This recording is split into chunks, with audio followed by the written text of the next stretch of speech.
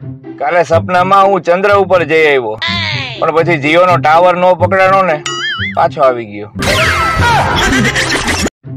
લોકોને એટલા જ પૈસા ઉધાર દેવા કે જેટલી આપણી ભૂલવાની ત્રેવડ હોય.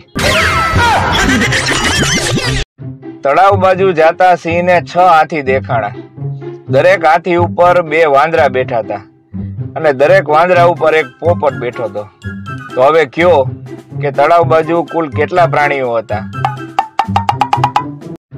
મારા ટેલેન્ટ ની તો વાત જ જવા દો સાહેબ. હું ઘડિયાળ જોઈ અને ટાઈમ કહી દઉં છું. મેગી અને ઉલ્લુ એ ગમે તે બનાવી શકે. હવાનું ઝોકું આવે એમ તું 27 નહીં મને, હું અંદર એક મોટું વાવાઝોડું લઈને બેઠો છું. આ પંક્તિમાં કવિને ગેસની તકલીફ લાગે છે. કોઈ તમને એમ કહે કે ભગવાને તમને ફુરસતમાં બનાવ્યા છે તો બહુ ફૂલાઈ ન જવું. ફાલતુના કામ જ ફુરસતમાં થતા હોય. અરિજીત સિંહના ગીત સાંભળી અને ગર્લફ્રેન્ડની યાદમાં હું અડધી કલાક રોયો. પછી મને યાદ આવ્યું કે મારે ક્યાં કાંઈ કોઈ ગર્લફ્રેન્ડ છે. ચાલો સાચો જવાબ આપજો. સવારે ઉઠી અને તમે બ્રશ ગોતો છો કે મોબાઈલ? અરે હું કોઈના બાપ થી નથી બીતો સાહેબ. હા, પણ મારા બાપની વાત અલગ છે. ઇશ્કમાં રિસ્ક લેવા કરતા એક વિક્સની ડબ્બી લઈ લેજો. આ શિયાળામાં શરદી ઉધરસમાં કામ લાગશે. માના પગ ઈ તો ધરતી પરનું જ સ્વર્ગ છે, પછી આપણી માં હોય કે આપણા છોકરાની. શાળા માટે છોકરી જોવા ગયા હતા તો વાઈફ મને કે તમને ગમે તો આ પાડજો. અરે મેં કીધું હું તો આ પાડી દઈશ, પછી તું નો ના પાડતી. છાપામાં આવતું રાશિફળ તો વાંઢાવ જ વાંચતા હોય છે.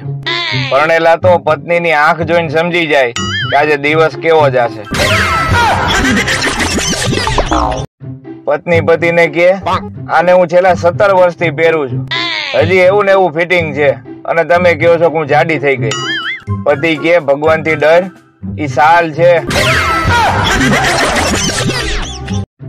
બધુંય જૂઠ એક બાજુ અને લગનમાં જાન સવારે 6 વાગ્યામાં નીકળી જાય ઈ જૂઠ એક બાજુ. એક બાપ એના દીકરાને કહે તું પરીક્ષામાં ફેલ કેમ થયો? ઓલો કે મને પ્રશ્ન જેવા પૂછ્યા હતા કે મને નો આવડતા હોય, પછી મેં જવાબ એવા લખ્યા જે શિક્ષકને નો આવડતા હોય. લગ્ન થાય ને સાહેબ, એમાં 2 જણની જિંદગી બદલાઈ જાય, સાથોસાથ 200 જણાની બદલાઈ જાય. ડીપી. મગફળી અને લગ્ન બેય સરખા છે. મગફળીના 5-6 દાણા ખાવ ત્યાં એકાદો કડવો આવી જાય. લગ્નમાં 5-6 દી માંડ હારું હાલે ત્યાં ડખો આવીને ઉભો હોય. લગ્ન પ્રસંગમાં દુલ્હનની જે બેનપણી પાસે સગુનના પૈસા હાચવવાનો થેલો હોય ને, ઈ પોતાની જાતને નાણાં મંત્રીથી ઓછી નથી સમજતી હોતી. 1 કલાક લેક્ચર આપી અને સાહેબે છોકરાઓને પૂછ્યું કે હું તમને જે ભણાવું છું ઈ મગજમાં ઉતરે છે કે એમને ડોકા હલાવ્યા રાખો છો?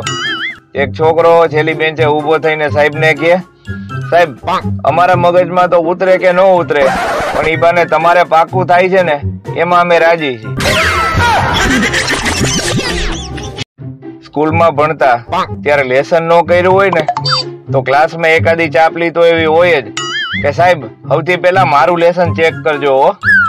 અને એનાથી ચગેલી એકાદી ચાપલી એવી હોય કે સાહેબ તમે કાલ ટેસ્ટ લેવાનું કહેતા હતા ને. ઇટાલિયન પિઝા કંપનીએ ગુજરાતની એક કંપનીને ફ્રેન્ચાઇઝી આપી અને ખાલી શરત એટલી જ રાખી કે પિઝા હારે જે કરવું એ કરજો, પણ ઉપરથી સેવ નો ભભરાવતા. વિદેશમાં ઠંડી પડે ને તો એ લોકો વધુ ને વધુ ગોરા થતા જાય અને આપણે ત્યાં ઠંડી પડે ને તો ગાલ ફાટી જાય. વાહ. પતિ કે તું તો કેતી હતી ને કે સાંજના ખાવામાં 2 વિકલ્પ હોય છે, અહીંયા તો એક જ શાક દેખાય છે. પત્ની કે હજી 2 વિકલ્પ છે, ખાવું હોય તો ખાવ, નકર જાઓ. એક મહિલાએ ટ્રાફિક સિગ્નલ તોડ્યો. ત્યાં તો પોલીસ વાળા આવ્યા. બેન કે મને જવા દ્યો, હું તો શિક્ષિકા છું. પોલીસ વાળો કે અમે આ દિવસની જ રાહ જોતા હતા. હવે 100 વખત લખો કે હું ક્યારેય ટ્રાફિક સિગ્નલ નહીં તોડું. આ લિપસ્ટિક પણ કેવી ગજબની ચીજ છે. જો હોઠ ઉપર લાગી જાય તો દાંત ખીલી જાય, અને શર્ટ ઉપર લાગી જાય તો દાંત હલી જાય. મારી ઘરે એક નળ ફિટિંગ કરવા વાળો આવ્યો હતો. પાનું ભૂલી ગયો હતો. તમારી ઘરે પડ્યું હતું. એટલે મારી ઘરવાળી આગળ મેં માંગ્યું. મેં કીધું વાંદરી પાનું આપજે. તો મને કે તમે વાંદરા અને તમારું આખું ખાનદાન વાંદરું. હવે આનું શું કરવું? હવે એ દિવસો આવી ગયા કે જેમાં છોકરીઓ ઠંડીથી ધ્રુજતી રહેશે, પણ લગ્નમાં સ્વેટર તો નહીં જ પહેરે. નાનપણથી જ એક વાત મને નથી સમજાતી કે થિયેટરમાં કઈ બાજુનો હાથો આપણો હોય છે. પેલા ફોન કરતા તો દૂરના લોકો સાથે વાત થતી. હવે ફોન મૂકી દઈ તો ઘરના લોકો સાથે વાત થાય. લોકો કહે છે કે તમે તમારા પ્રેમ વગર ન જીવી શકો. મને લાગે છે કે ઓક્સિજન વધારે જરૂરી છે. ટ્રાફિક જામ તો 4 વ્હીલર માટે હોય છે સાહેબ. 2 વ્હીલર માટે તો એક ટેલેન્ટ બતાવવાની તક હોય છે. હલ્દીનો પ્રસંગ આવે ને સાહેબ, ઈ પેલા કોઈને કોઈ દ્વારા ચૂનો તો લાગી જ ગયો હોય. મારું બાળપણ ખૂબ જ સંઘર્ષમય હતું. શાળાએ જાતો તો શિક્ષકો પીટતા, અને નો જાતો તો ઘરે વડીલો પીટતા. એક ગામમાં 2 બાયું વાતું કરતી હતી. ઓલી એક કે આપણા ગામના શેઠ છે ને, ઈ અત્યારે કોમામાં ગયા છે. ઓલી બીજી કે ઈ તો પૈસા વાળા માણસો છે ભાઈ, ગમે ત્યાં જાય. કાંઈ કર્યા વગર થાકી જવું ઈ પણ એક ટેલેન્ટ છે સાહેબ. ઠંડી શરૂ થઈ ગઈ છે તો નાવાનો સાબુ જે 7 દિવસ હાલતો હવે 20 દિવસ હાલશે.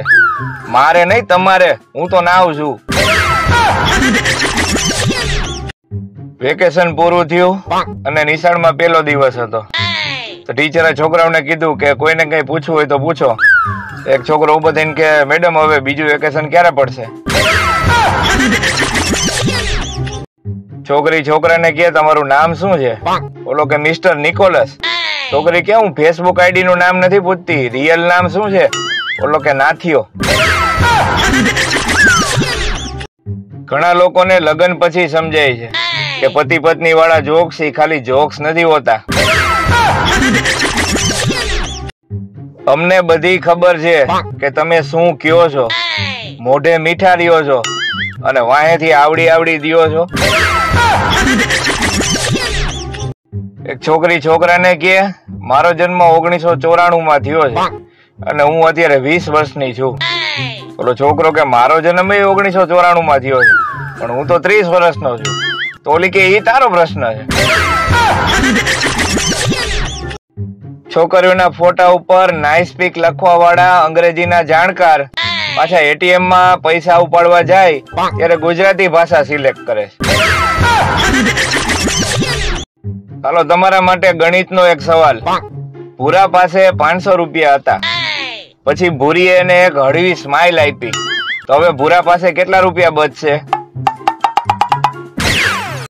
એક સર્વે મુજબ સ્ત્રીઓ પોતાના પતિ ઉપર ધાક જમાવવા માટે પોતાના બાળકોને જોર જોરથી ખીજાય છે અને ધમકાવે છે.